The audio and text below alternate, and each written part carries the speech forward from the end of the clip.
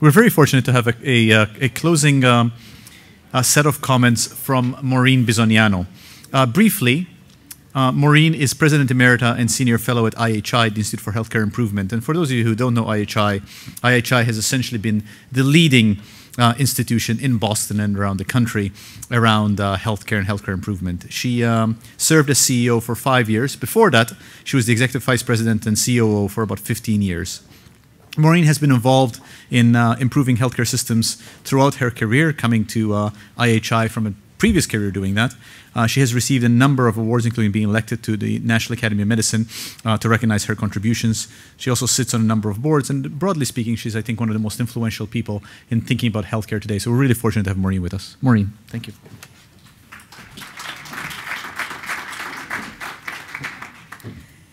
Well, I'm really excited to be with you all here today for two real personal reasons. One is I'm a BU grad, and a very local person, as you'll hear from. I've been told I have a very slight Boston accent.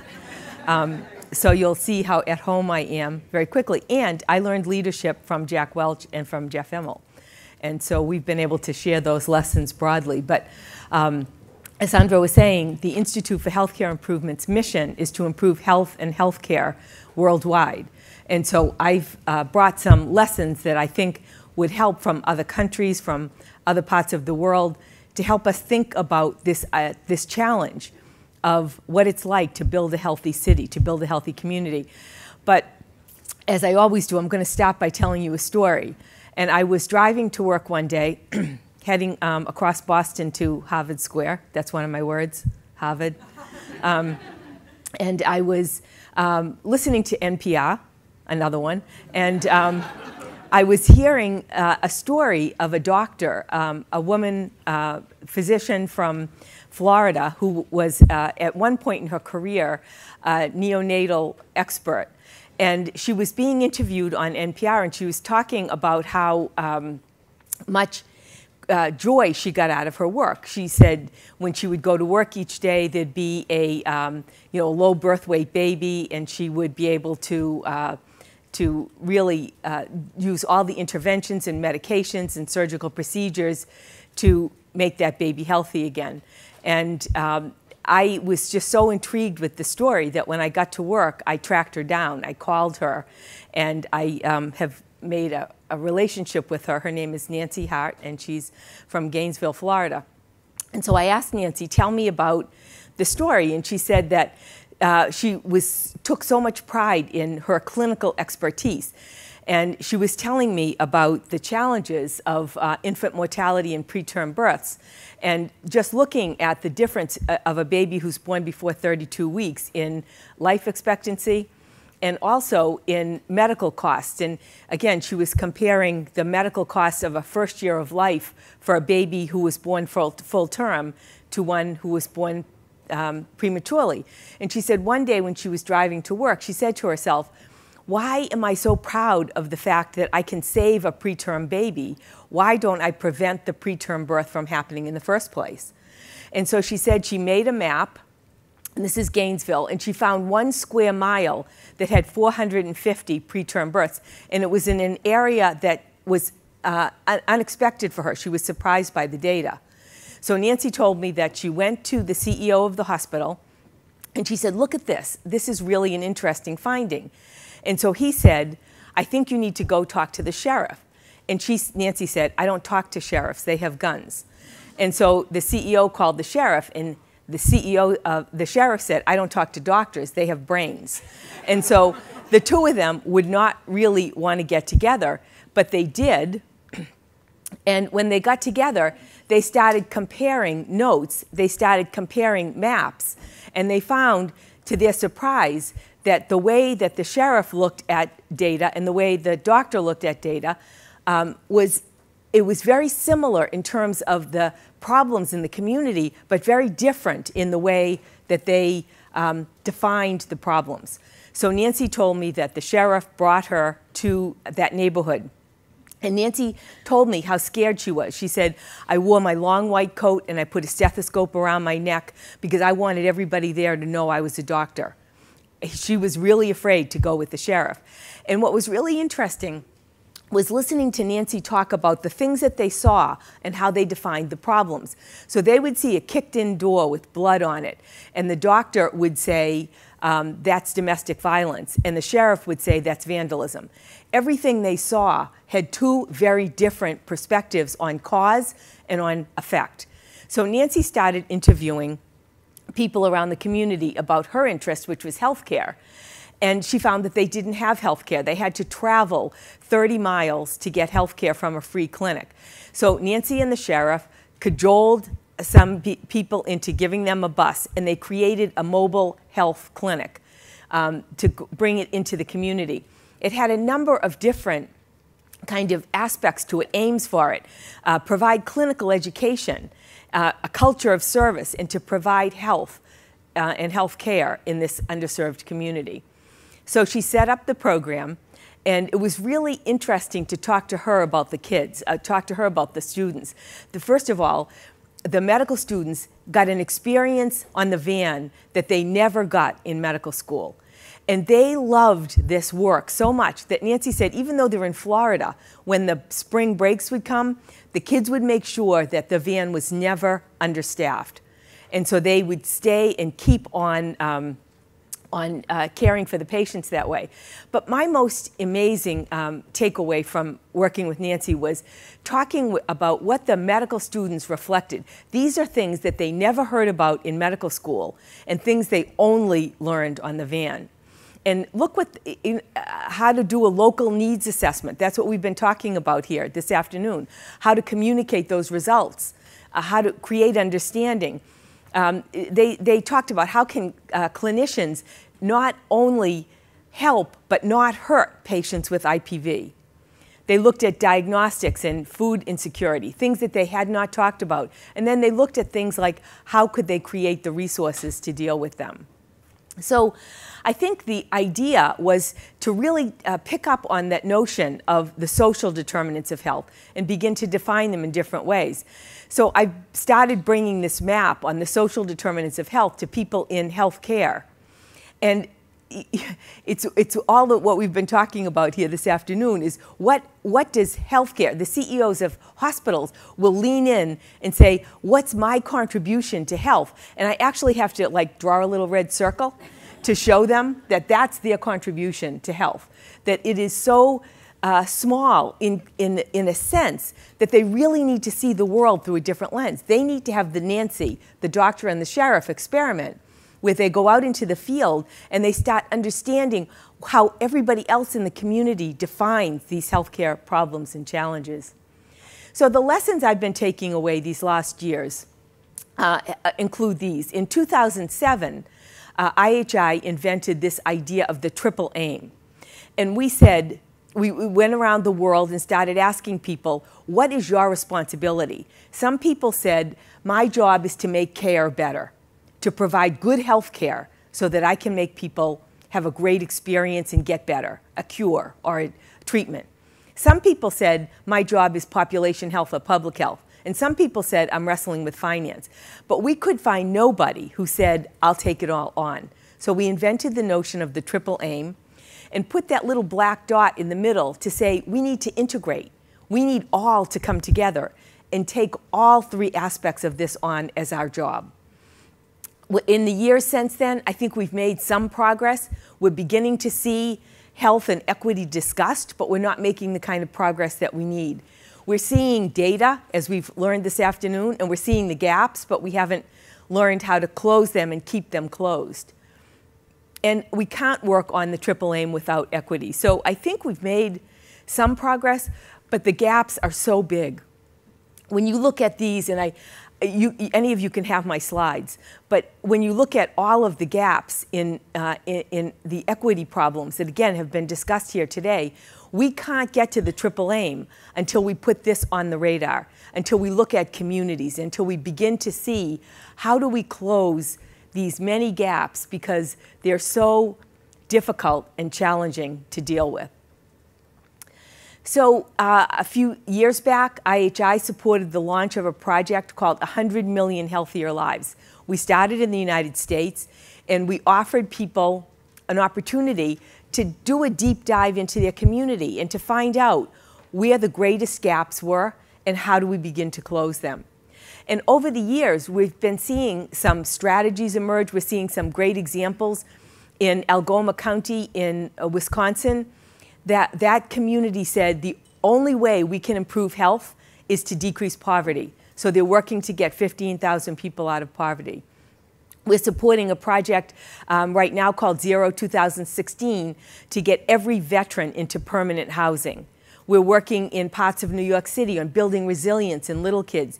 Each community's got different challenges, different problems, but they're the ones, as we just learned, who know best how to identify what the problems are. And we found when we went into communities that they were so focused on the deficits that we began to use this tool of abundance asset mapping and began to help them by thinking first about the deficits, because that's the pain points that they're seeing, and help them to create a needs-focused map. What are the challenges we face? And we start here because they just need to start here. But then we move quickly onto an asset map. And all of a sudden, when you focus on an asset map, you're seeing things in your community that are potential solutions. You're seeing partnerships and collaborations. You're seeing assets and resources. You're seeing energy and intellect that can come together with some leadership and create these kind of changes that we're looking for. So I wanted to just wrap up with 3 sets of assets that I think we've often underutilized in our communities. The first one is the assets in the patients themselves. And a few years ago, I was giving a talk in Paris. There were about 6,000 people in the room. And I was telling them about Susan Edgman-Levitin and Michael Barry's article. And I said, the article says, you can't just ask the patient what's the matter. You also have to ask what matters to you. So 6,000 people. One of the people in the audience was a nurse. Her name is Jen Rogers. And she worked at a pediatric hospital in Glasgow in Scotland. And I said, when you go back to work, I want you to ask the next patient you see, not only what's the matter, but what matters to you. And so she did. The next patient she saw was a young girl, 7 years old. Her name was Kendra. And Jen has every patient now in this hospital put a map up on their door. As a matter of fact, just last year, there was a new 500-bed hospital built in Glasgow. And the CEO said, we can't open the hospital until every patient bed has a what matters to you whiteboard at the end of it. And now it's transforming the culture. But Jen started that day with Kendra. She's 7 years old. She's severely autistic and has never spoken a word in her life. So she and her father made the poster for her door. She said, I don't like medicine by my mouth, so I will struggle. It's a 3-person job. Watch out. She said, I'm very fast and I'll put things in my mouth and I'll make a run for it, ha ha ha. The way Kendra says hi is she reaches up and she pulls your hair. And she just pulls and pulls and pulls. She says, I love cuddles to reassure me. She said, I can dress myself with some help. I can do high five, and I love noisy toys. So the night that Kendra was admitted, her father, who's her only caretaker, had a cardiac event, and he was rushed to a hospital on the other side of Glasgow. And Kendra was all by herself. And the nurses and the doctors said when they saw the poster on the door that they could take care of her. But they said if they walked in and she started pulling hair, she started struggling, she was running away, they would have medicated her, they would have sedated her, they would have restrained her, and it would have been a totally different experience. Kendra has assets. She can't speak them, but she has assets. And the idea of saying what matters to you is such a powerful way to get at the assets of a patient. What happened from that Kendra, from Jen Rogers, is she spread it to a friend of hers in an adult hospital. And last year, on June 6th, 2016, 500 hospitals around the world held What Matters to You Day. 20 million tweets. We have to beat that today. But 20 million tweets. And it's spreading all around the world where people are starting to say, my only job is not saying what's the matter with you. My job is to say what matters to you and then to build on your assets to the health of your your patients and their families. It's amazing what happens when you do this. There was a physician out in California, you might have read this article recently, who was trying to talk to medical students about this. And the medical students were saying, oh, we don't have time, it's not our skill, you know, we just find out what's the matter and we take care of them. And the teacher was saying, well, I want to show you how powerful this is. So she said, bring me to the dullest patient on the unit. And all the medical students started laughing. They said, we know exactly who that is. This old lady. She only speaks in one-word sentences. She's homeless. We've had her in the hospital for months. We can't send her home because she's got nowhere to go. And we have no relationship with her. So they said, the teacher walked over and said to her, how long have you lived in San Francisco? And the lady, she was more than one word, but she said, years and years. That was it. She said, where did you come from? Ireland. When did you come? 1912. Have you ever been in a hospital before? Once, for a broken arm. How did that happen? A trunk fell on it. A trunk? What kind of trunk? A steamer trunk. How did that happen? The boat lurched. The boat, why? It hit the iceberg. So here is this lady who had been working on the Titanic, who had come through this whole thing, and all of a sudden she wasn't the dullest lady anymore.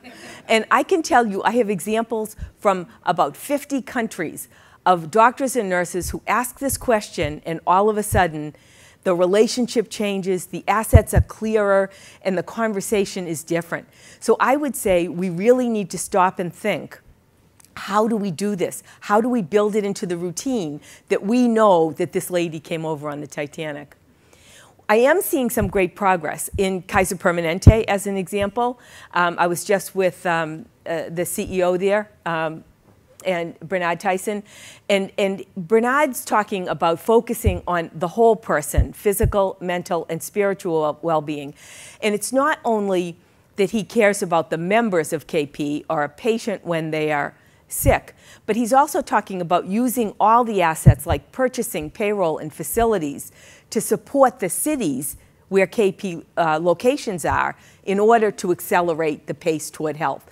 And I think as all of us employers, we really need to be thinking about what am I doing to use my internal assets in order to not only take care of people, not only take care of our work staff, but how do we use the assets to build the city to be a stronger place? And then the assets of the community. So we've got some great examples, I think, around the world of looking beyond the walls of healthcare and thinking about everybody. When you get that asset map made, all of a sudden things appear. And we've been doing a lot of work in Scotland. We've been running a project over there called the Early Years, and that is to make Scotland the healthiest country in the world in which to grow up until you decide you want your country to be the healthiest country in the world, which I'm putting out as a challenge. But we worked with them for a number of years, and we would have a meeting like this across the country and bring in not only public health people and doctors, nurses, but also school teachers and policemen and probation agents and parents and kids.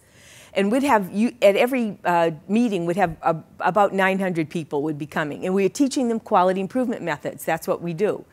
And so we were teaching them improvement methods. And one day, I met this woman, Elaine Wiley. She's a fantastic school teacher, now just retired. But she was a school teacher at the St. Ninian's Primary School in Sterling. And in Sterling was this elderly gentleman who is an earl. He has his own castle, and he would come down from his castle 2 days a week to teach the kids poetry and music. And one day he was sitting there, and he said, you know, Elaine, these kids are fat. Now, Elaine's a school teacher, and she said, well, that's not my problem. And he said, no, it is your problem. If you let these kids get through elementary school and they're obese, they're never going to be healthy. And it is your problem. And so he kept pushing her. So she did know quality improvement methods from the collaborative. So she said, I want to run a test of change. I want to run a PDSA, a plan, do, study cycle.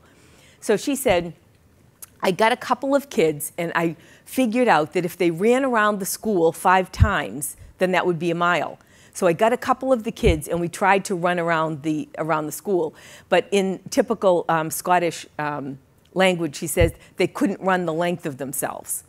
And so she said they ran at a scout's pace, and so she couldn't get them around the school. So she started by running improvement science, using improvement science, PDSA cycles, figured out the 5 laps was a mile, got a couple of them.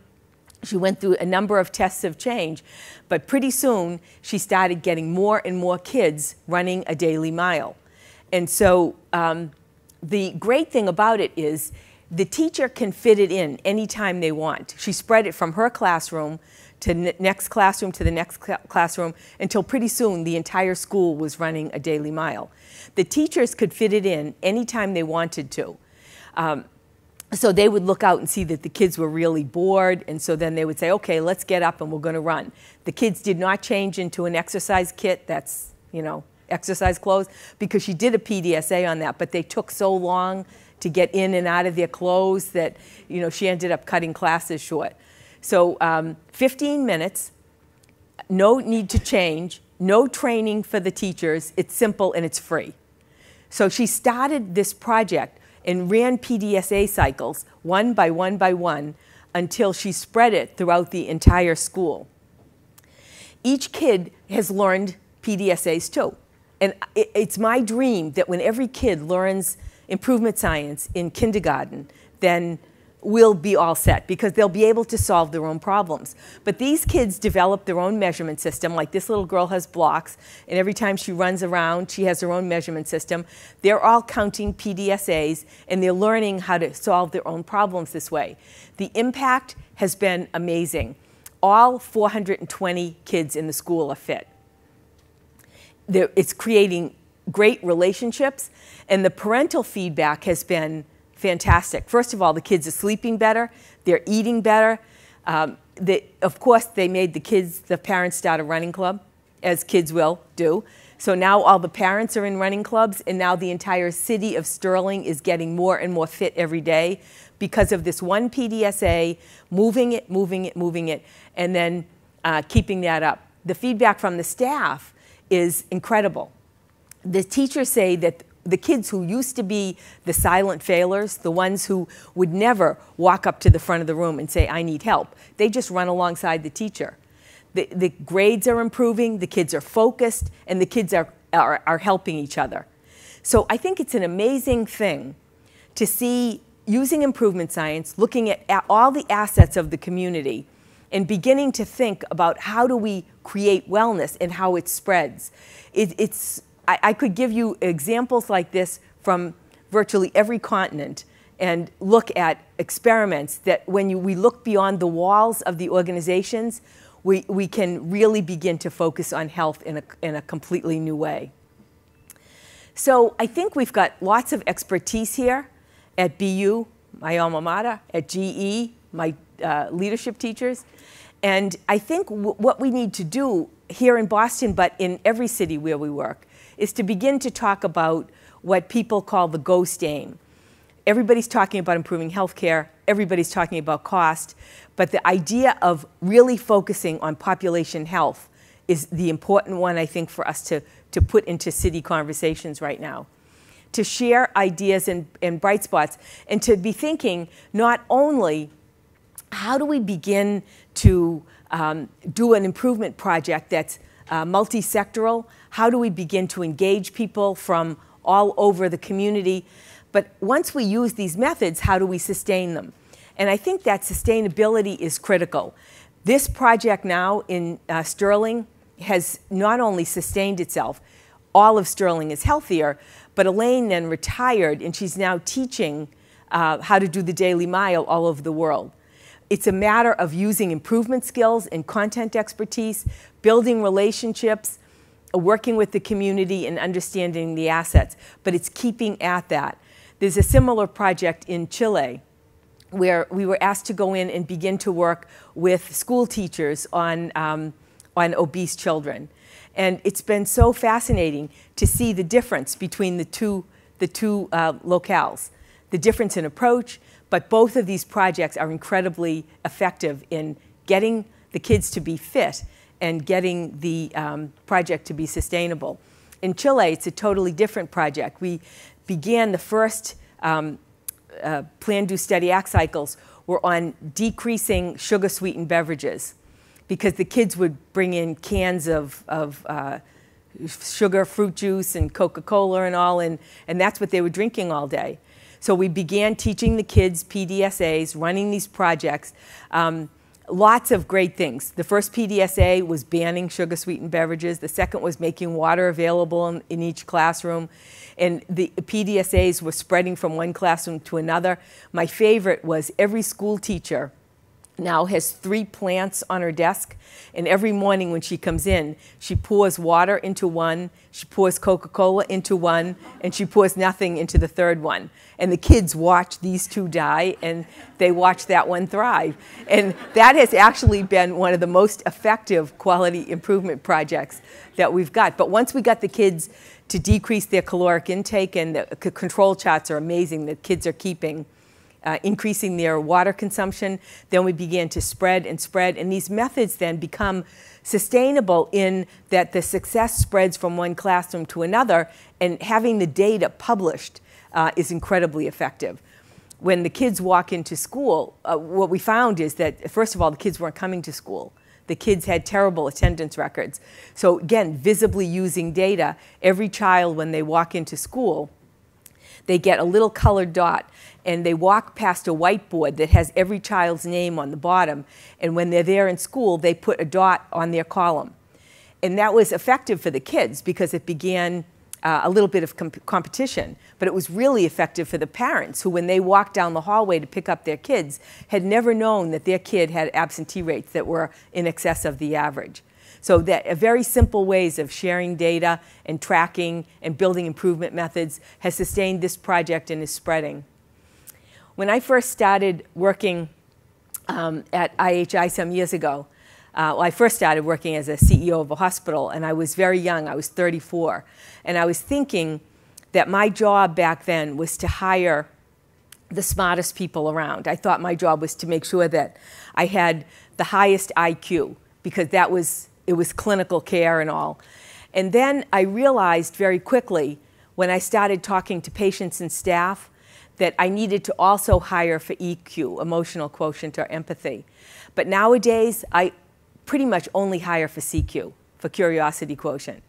Because if you can get people who are curious, they will look for asset maps. If you get people who are curious, they'll have the courage to say what matters to you. If you get people who are curious, they're going to seek out other people to try and find examples.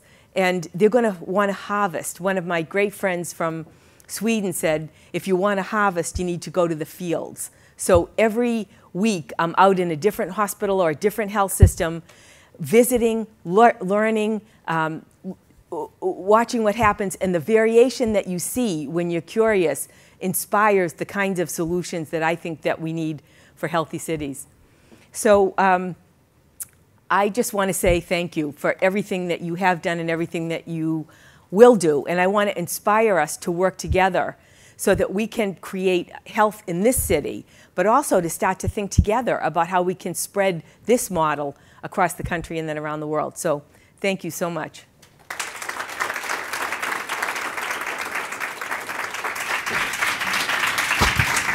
I think we have time for 2 questions. We'll take 2 questions. There's a question right there in the very back, right by the mic. I was curious. Wonderful presentation and very motivational. With the examples he gave, it seemed like they ramped up and took off successfully fairly quickly. Was that true in all these cases? No. Or was it truly grassroots and, you know? So to Harold's prior question about what doesn't work, when we first went to Chile, we went to the healthcare system. And we said, they asked us to work on childhood obesity, and the doctors and nurses were saying, we see the kids like once a year for 10 minutes. How can we possibly have an impact on health? So then we said we have to go to the schools. I would say the first impact on both Sterling and in Chile we were seeing definite impact on weight of some kids by a year, but we were seeing spread by 2 years, and that's sustained now. So it's just a matter of constant PDSAs and having a trajectory of spread. For that, I use Everett Rogers' diffusion of innovation model and say, not where are the laggards, how am I going to try and convince those people who don't want to change, but how am I going to increasingly motivate the people who are ready. One more question? Please join me in thanking Maureen for a terrific talk. Thank you.